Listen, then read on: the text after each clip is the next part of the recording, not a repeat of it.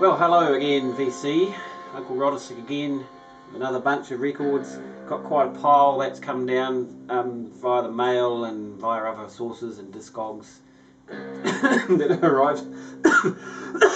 Still carrying this cough around.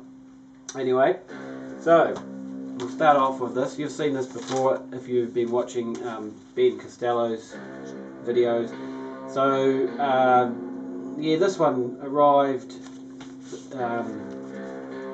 Found this one via the YouTube vinyl community, of course, and had seen it a while back, and then saw it a couple of times again, and had a listen to it on their Bandcamp site. So this is a triple album, space rock from Europe somewhere, I can't quite remember now. 3 different lots of coloured vinyl, and long, drawn out, improvised space rock jams, real Pink Floyd vibe to it actually, I think, and I'm really quite impressed with what I've heard so far. Yeah, and this was a limited edition of 300, pretty much, yeah, awesome stuff. So this is number 267 of 300. So awesome to have that in my collection. I might as well quickly talk about this because this is a similar thing. So this is what's playing in the background on nice bright shiny red vinyl, if you can see it over there. So these guys are, I think, out of Germany, Austria, somewhere like that. And again, this is another one that turned up on the Facebook page, YouTube vinyl community Facebook page, and you know, I mean, the cover's pretty cool, and like, okay, so what's this about? Have a look, have a listen on it on their Bandcamp comp. Oh crap, their Bandcamp site. And I'm going, wow, this is pretty far out stuff. Again, you know, stoner rock, I suppose you call it. Is that what they call it? Sike. Anyway, so the guy that posted it, I went online and had a look around for it, and I found a website that was selling it, the Vanity Records, and they were in Germany. And of course, when I went to try and buy it, I couldn't get the drop-down menu didn't have my country in it, and it's like, oh shit, I can't actually buy that from that site.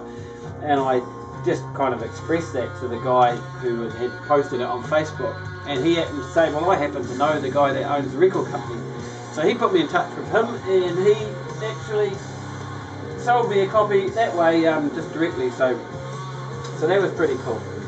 Anyway, next up, so I went down to our local warehouse when I shouldn't have been, and like I say, I've said before, they've got a lot of reasonably cheap new vinyl that's been, you know, stuff that's been released on small European labels that is pretty much out of copyright, and you know, they take probably just CDs and copy them directly, and it's just, yeah, I mean, I've been avoiding it, but I spotted some down there, and they say they're DMM cutting, direct metal mastering, which is supposed to be a really cool way of, and high way of doing it, so of getting the quality vinyl.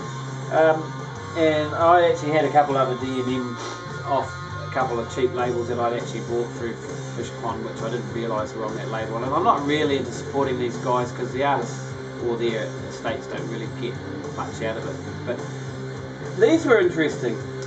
So this one was Tuna. Now this is on a label called Vinyl Passion, and again, I couldn't find anything about them, so you know, I don't know how official this is. If it's unofficial and a bootleg, it shouldn't be sold in our shops, but unfortunately it is.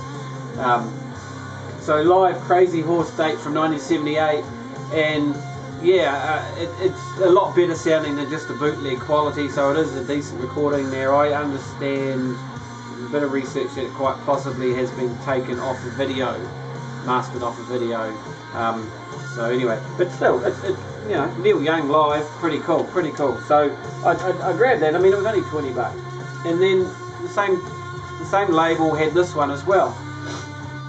So this is live in Chicago in 1992. Now this is a solo live album with just Neil and his guitar and his harmonica, and this the sound quality on this is actually really good. So again, it's a DMM cutting on the bottom, it says there, Vinyl Passion. So now I got a pretty strong feeling that this is some of the same, could be wrong, but I got a CD that Neil released on his archive series from 1992. It's called Running Man, which is pretty much a whole bunch off the Harvest Moon album, I think, from memory. And I got a feeling that some of this is from that same CD, but there's a lot more on here. So 4 sides, double album.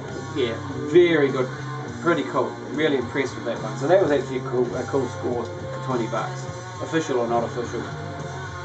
So, you know, while I was there, I splashed out some more. I picked, this is again on the same label, Dave Brubeck. This has got most of the Take 5 album on it. It says it's the best of Dave Brubeck. Cool picture. Again, pretty cheap, so I don't have much of his music, but I do like the Take 5 album. So it's got Take 5, Blue Rondo, a la Turk on it as well, so that can't go wrong. I actually haven't listened to it yet, to be honest. I've got a lot of other stuff to listen to. And from the same shop again, we got this one, BB King. So this has got quite a lot of stuff, and I don't have any BB King on record or CD. So this is a bit of a career spanning set, so there's some pretty early stuff on the first sides. Yeah, I mean, I've had to listen to it. I mean, I haven't decently listened to it, so sound quality wise, it sounds okay, but of course some of it's pretty old, so it's old blues recordings, it might not be like the best in the world. But anyway, and then the last one I got, again, another double album, Billie Holiday. I love the lady in satin, she's just beautiful. She's got a stunning voice. I mean, she is one of the best singers ever. So again, a double album. Contains original albums, Lady Sings Blue, Stay With Me, and 10 tracks from Lady in Satin. So that's pretty good stuff. Yeah, I know some of it. I've got CD with some of the stuff on it, and of course Strange Fruit is on it, which is just one of the greatest songs ever. So that was pretty cool. So I'm actually quite pleased with those scores. I mean, yeah, I don't normally buy that sort of thing on principle, but they were pretty cool. Anyway, back to the compilation albums, and there is a rather famous Flying Nun compilation album, which being pretty much the first one that ever came out through Flying Nun, and it's Tuatara Flying Nun compilation. So this is from like 1985? Don't know. So not that easy to come by nowadays. This is an original pressing and fairly good, bit of damage on the cover, fairly good. The vinyl's really good nick. I did pick it up locally. I mean, I got it through Discogs, but I did pick it up from a New Zealand seller. So that's really cool. So that's got some really good stuff on it there. The Clean, I mean, the Gordons, who are one of my all-time favourite Fetus productions, the Lanes, Children Hours, Mary and the Atom, The Chill, Sneaky Feelings, the Bats, some of the cream of early Flying Nun, which really was the stuff that made their reputation. And another small-time label and a compilation record. So this is Vanity Records' Finest Selection, 1978 to 1981. So this is a Japanese label who only released 11 or 12 records all up in that short period of time. On the back it says Vanity Records is one of the best Japanese music secrets. It sounds a lot like New York's late 70s post-punk scene, such as James Chance and the Contortions, Martin Rev, or even the ESG.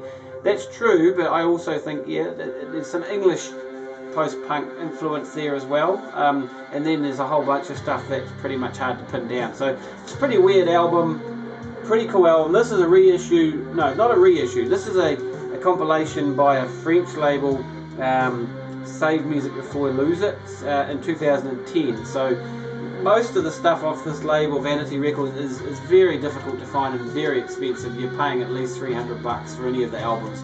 There's pictures on the back here of their records. So I heard this on a blog many years ago, never thought I'd own a copy of it, limited edition 1000, it's almost mint condition, so that was a good score, and it wasn't actually all that expensive. So yeah, I am really rapt to have that. That is so cool. A reissue here, Lucifer's Friend out of Germany, originally from 1970. This is 2010 Universal Music reissue. This is a really great hard rock Sike kraut rock album, but more hard rock and Sike, I think, than anything. Yeah, great. Actually, is it? I've only played it once. I was wondering if it was on coloured vinyl, but it's not. No. It's only on the black vinyl. Well, by the way, I think I forgot to show that this one here, the Vanity one, is a nice white marble finish. So for those who are into the coloured vinyl, I mean, I don't mind having the coloured vinyl, although I do think black is the most sexiest colour for vinyl. But if there is a coloured version going, I probably will buy it for the collectability aspect. Okay, quickly then, moving on before I run out of time. This one here is from our friends at Fish Rider Records here in New Zealand. This is another Dunedin band, and it is Death and the Maiden. This is a great sort of electronic pop record, indie pop record. Great stuff. I love it. Yeah, it is very good. I'm not sure whether this was a limited edition. Probably is. Most of these are. I really like that one. That was off. Originally heard that on the temporary Fish Riders compilation, which I showed a few weeks back. And then this one here as well, another Fish Rider Records, the Shifting Sands Cosmic Radio Station. I went with this because everyone was going on about how good it is. A few guys on the New Zealand connection, and yeah, I mean, it's okay. Again, it's lo-fi indie pop sort of stuff, very Flying Nun influence. Great cover, but I'm not sure on it yet. It's a bit lo-fi too, and I'm really struggling with that a wee bit. And a few listens, I think, but it is highly rated. Right, last two are a couple more Discogs. Now these were albums that I came across on blogs over the years, and quite liked them, and there were reviews of them on my blog. So I went through my blog and had a look at a lot of these albums that I found on blogs and downloaded and given fairly good reviews and enjoyed them, and this was one of them that I'd found on a blog called raremp3.co.uk, which a blog which is well and truly long gone dead now. So Jensen Interceptor, this is from 1980, Canada I think it is. Yeah, it's Canadian. So it's fairly mellow pop AOR. It's nothing experimental or exciting, but it is quite, for what it is, it's good. I like it. It's a good album. So you know, I'd enjoyed it what I'd heard last time. So, and then this one here, this is actually one I'd had many years ago. Ambergris, self-titled, 1970. I'm pretty sure it was 1970. So this is kind of a funky rock, 70s rock sort of thing. Don't know where they're from, but recorded in New York City, so they're obviously American, I suppose, or could be. Looks like quite a lot of them there, but no, good album. I mean, again, it was one. I'm sure I had a copy of this many years ago. Saw it locally here for like $70. And so picked this one up for probably half that off Discogs, even with postage. Not uncommon. I mean, there seems to be quite a lot of copies for sale. A few rips on the cover, but the vinyl's in really good nick, and it's a good album. So I'm still waiting on one other album to tune up from Discogs, and then that's pretty much my lot for the year. With Christmas being so close, and I've got a lot of bills and Christmas expenses. So, but I do know that I've got several pieces of vinyl coming up for my birthday and Christmas. Excuse me while I die noisily.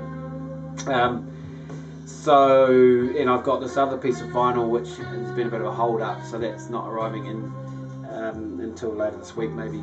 So that I'll do another video with my Christmas stuff, but I will also have some random CD drawers off the shelves coming up soon again too. So yeah, that's about it for now. So catch you next time.